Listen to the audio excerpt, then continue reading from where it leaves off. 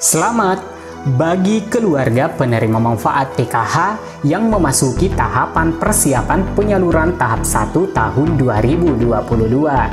Namun, yang baru berkunjung di-subscribe dulu dan aktifkan lonceng notifikasinya.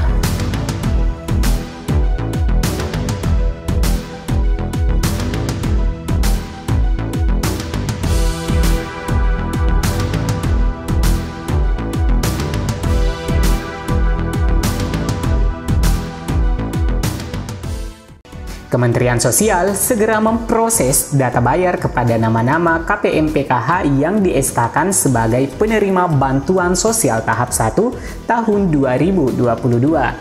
Kepada nama-nama keluarga penerima manfaat PKH yang berhasil menerima bantuan agar melengkapi dokumen yang dibutuhkan sebelum mencairkan bantuannya. Setelah batas akhir pemutakhiran di tanggal 14 Januari 2021 terkait proses pencairan bantuan tahap 1 2022 dan nama-nama siapa saja yang ditetapkan menjadi KPM PKH pada tahap 1 ini yang segera dijadwalkan ketika proses sampai terbitnya SP2D.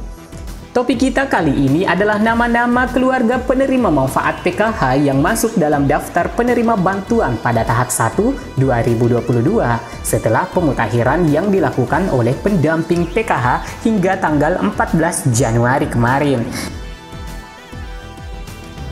Sobat PKH Reportase, dalam akun resminya di halaman Facebook, Kementerian Sosial memposting Kementerian Sosial Republik Indonesia terus menyalurkan bantuan sosial di tahun 2022, yakni bantuan reguler program Keluarga Harapan PKH untuk 10 juta keluarga penerima manfaat KPM dan bantuan kartu sembako BPNT untuk 18 juta KPM. Bahkan hingga tanggal 15 Januari 2022, Kementerian Sosial masih memberikan kesempatan meskipun hari ini adalah batas terakhir transaksi untuk sisa bantuan tahun 2021, baik bagi penerima manfaat PKH maupun BPNT dan BPNT PPKM, sehingga bagi yang tidak melakukan transaksi penarikan dana bantuan maupun yang gagal transaksi, maka dana bantuan akan dikembalikan ke kas negara. Untuk PKH tahun 2022, Kementerian Sosial menyiapkan anggaran 28,7 triliun dengan target 10 juta keluarga penerima manfaat. Kabar baik hari ini bahwa Kementerian Sosial mulai mempersiapkan data bayar PKH tahap 1 2022 kepada nama-nama penerima manfaat PKH yang masih layak, memenuhi persyaratan dan memiliki komponen dan kategori keluarga yang dipersyaratkan pada program Keluarga Harapan. Besaran nominal bantuan PKH dibatasi maksimal 4 orang dalam satu kartu keluarga, di mana besaran bantuan setiap kategori keluarga berbeda-beda. Jumlah maksimal bantuan per kartu keluarga pada tahap 1 2021 bisa mencapai angka maksimal per tahunnya adalah Rp9.800.000 jika dalam satu kartu keluarga memiliki kategori 1 anak usia dini, 1 anak SMA, 1 anak disabilitas, dan 1 orang lansia di atas 70 tahun. Maka bantuan akan ditaksir mencapai angka maksimal Rp9.800.000. Sobat PKH Reportase, jumlah bantuan bervariasi di setiap nama-nama penerima manfaat PKH yang telah masuk SP2D tahap 1 tahun 2022 ini. Dan karena dibatasi 4 anggota keluarga yang berkategori dan bisa mengecek besaran bantuan per tahunnya, sebagaimana patokan jumlah nominal bantuan PKH per kategorinya sebagai berikut. Ibu hamil nifas menerima sebesar Rp3 juta per tahun, anak usia dini 0 sampai 6 tahun menerima sebesar Rp3 juta per tahun, pendidikan anak SD sederajat menerima Rp900.000 per tahun, pendidikan anak SMP sederajat menerima Rp1.500.000 per tahun, pendidikan anak SMA sederajat menerima Rp2 juta per tahun, penyandang disabilitas berat menerima Rp2.400.000 per tahun, dan lanjut usia menerima sebesar Rp2.400.000 per tahun. Terkait nominal nilai bantuan, keluarga penerima manfaat PKH harus mengetahui besarannya setiap periode bisa berbeda-beda. Karena setiap tahap bisa saja anggota rumah tangga atau KPM mengalami perubahan jenjang pendidikan, perubahan-perubahan komponen kesehatan ibu hamil dan anak usia dini, dan perubahan-perubahan komponen karena adanya pertambahan usia anggota keluarga, adanya kelahiran, dan adanya kematian, pindah wilayah pada anggota keluarga. Selain itu juga perlu dipastikan bahwa data anggota keluarga ada di DTKS dan memiliki data yang padan antara DTKS dan Dukcapil. Acuan besaran bantuan ini didasarkan dari pemutakhiran data tahap 1 tahun 2022 yang telah dilaksanakan oleh pendamping sosial hingga batas waktu tanggal 14 Januari 2022 sebagaimana diinstruksikan oleh Sekretaris Jenderal Pusdatin Kesos melalui suratnya bernomor 1934-DI.01-11-2021 tertanggal 9 November 2021. Setelah batas waktu pemutakhiran tanggal 14 Januari 2022, maka Kementerian Sosial mulai mempersiapkan data bayarnya kepada nama-nama KPM yang telah melalui beberapa tahapan. Pemutakhiran data terhadap nama-nama KPM PKH bertujuan untuk memperoleh kondisi terkini anggota KPM PKH. Data tersebut digunakan sebagai data dasar program perlindungan sosial. Khusus PKH, data tersebut digunakan untuk verifikasi penyaluran dan penghentian bantuan. Dalam buku pedoman pelaksanaan program Keluarga Harapan tahun 2021 sampai 2024, beberapa perubahan informasi dari KPM sebagai berikut. 1. Perubahan status eligibilitas KPM PKH. 2. Perubahan nama pengurus dikarenakan meninggal, cerai, berurusan dengan hukum, dan hilang ingatan. 3. Perubahan komponen kepesertaan. 4. Perubahan fasilitas kesehatan yang diakses. 5. Perubahan fasilitas pendidikan yang diakses. 6. Perubahan domisili keluarga penerima manfaat. 7. Perubahan data pengurus dan anggota keluarga sesuai dengan data kependudukan. 8. Perubahan data bantuan program komplementer dan perubahan kondisi sosial ekonomi. Dalam hal pemutakhiran data yang digunakan untuk menentukan nama-nama penerima manfaat PKH yang dianggap tidak layak atau non-eligible dan yang masih layak atau eligible. Nama-nama anggota PKH yang eligible maupun non-eligible yang telah dimutakhirkan secara manual oleh pendamping sosial PKH dengan menggunakan form Excel di mana isian form diisikan data dari nama-nama anggota keluarga yang mengalami perubahan komponen dan kategori seperti ibu hamil, APRAS, anak SD, anak SMP, anak SMA, anak disabilitas, dan lansia 70 tahun ke atas. Form Excel hasil pemutakhiran dari seluruh kabupaten kota akan diimigrasikan ke DTKS oleh Pusat Data dan Informasi Pusdatin Kesos.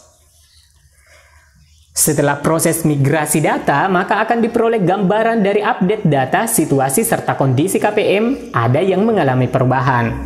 Antara lain, bisa ada KPM yang tidak punya komponen dan kategori atau disebut graduasi alamiah, anggota KPM PKH yang meninggal dunia, pindah alamat, maupun anak sekolah naik jenjang pendidikannya atau putus sekolah. Dari data-data yang diupdate tiap bulan pada DTKS menentukan apakah KPM PKH masih layak atau tidak layak menjadi peserta. Dan nama-nama penerima manfaat PKH yang masih memiliki komponen dan kategori yang dipersyaratkan oleh PKH akan dilanjutkan ke proses data bayar dan menjadi jumlah nominal bantuan PKH.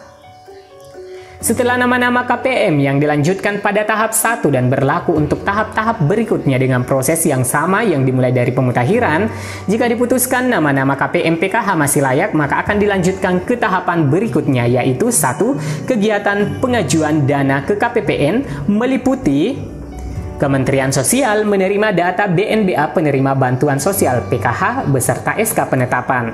Kemudian Kementerian Sosial melakukan pengecekan data rekening BNBA tersebut untuk diajukan rengkas ke KPPN. Kementerian Sosial menyiapkan data pengajuan dana ke KPPN sesuai dengan format aplikasi SAS System, aplikasi Satker, Direktorat Jaminan Sosial Keluarga. Kemudian Kementerian Sosial menerbitkan surat perintah pembayaran SPP dan surat perintah membayar SPM pengajuan penyaluran bantuan sosial PKH ke KPPN. Selanjutnya, KPPN menerbitkan surat perintah pembayaran dana SP2D, penyaluran bantuan sosial PKH ke Kementerian Sosial, dan menyampaikan data detail SP2D ke bank penyalur. 2. Kegiatan pembuatan surat perintah pemindabukuan atau standing instruction ke bank penyalur pusat. Setelah SP2D terbit, maka Kementerian Sosial membuat surat perintah pemindabukuan atau standing instruction. 3. Kegiatan pelaksanaan pemindabukuan yakni bank penyalur melakukan pemindabukuan dana bantuan sosial non-tunai PKH dari rekening pemberi bantuan yang ada di bank penyalur ke rekening penerima bantuan sosial. 4. Kegiatan penyampaian informasi penyaluran bantuan sosial non-tunai PKH oleh lembaga bayar, yakni bank penyalur melakukan penyaluran dengan pemindabukuan dana bantuan sosial non-tunai PKH dari rekening pemerintah lainnya atau RPL ke rekening penerima bantuan sosial PKH. Selanjutnya, bank penyalur menyampaikan informasi penyaluran dana bantuan sosial kepada pejabat pembuat komitmen melalui aplikasi OMSPAN. Lalu Kementerian Sosial melakukan pemantauan penyaluran dana bantuan sosial non-tunai PKH melalui aplikasi OMSPAN. Kemudian penyediaan fasilitas pemantauan penyaluran dana melalui aplikasi OMSPAN tidak menghilangkan kewajiban bank penyalur untuk menyampaikan laporan secara tertulis ke Kementerian Sosial. Kemudian, data penerima bantuan sosial yang berhasil gagal transfer oleh bank penyalur akan dilaporkan kepada Direktur Jaminan Sosial Keluarga dalam bentuk nota dinas. Lalu Kementerian Sosial memerintahkan bank penyalur untuk menyetorkan ke kas negara atau transaksi gagal transfer berikut billingnya secara tertulis. Lalu Kementerian Sosial menyampaikan data transfer ke Dinas Sosial Instansi Sosial Provinsi untuk selanjutnya diteruskan kepada Dinas Sosial Kabupaten Kota terkait untuk pengecekan penyebab terjadinya gagal transfer. Selanjutnya, data KPM yang sukses transfer jadikan sebagai acuan rekonsiliasi penyaluran dana bantuan sosial PKH tingkat kabupaten kota. Setelah melalui tahapan-tahapan yang cukup memakan waktu dan kemungkinan untuk tahap 1 ini baru akan disalurkan pada akhir bulan Januari ataupun pada bulan Februari, proses penyaluran bantuan sosial ke nama-nama KPM penerima bantuan PKH.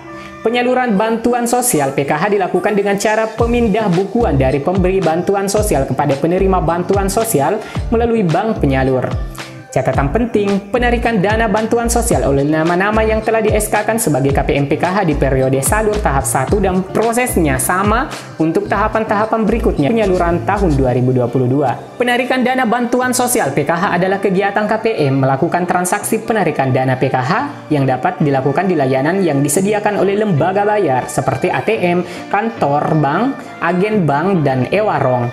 Sebelum kami mengakhiri video ini, kami menyarankan agar nama-nama KPM yang masuk namanya sebagai penerima pada SP2D tahap 1 2022 agar melengkapi dokumen yang sekiranya dibutuhkan untuk dilakukan pengecekan dan pencairan tahap 1 tahun 2022, yaitu 1. Kartu KKS, 2. Buku tabungan, 3. Kartu keluarga, dan 4. KTP. Semoga saja nama-nama penerima tahap 1 tahun 2022 pencairannya lancar. Waktunya kami undur diri. Bagi yang baru berkunjung, langsung subscribe dan aktifkan lonceng notifikasinya agar selalu mendapatkan berita aktual, terpercaya, dan mendidik. Silakan komentar bila ada pertanyaan yang relevan. Like atau dislike untuk menanggapi beritanya. Sampai jumpa di video selanjutnya. Wassalamualaikum warahmatullahi wabarakatuh.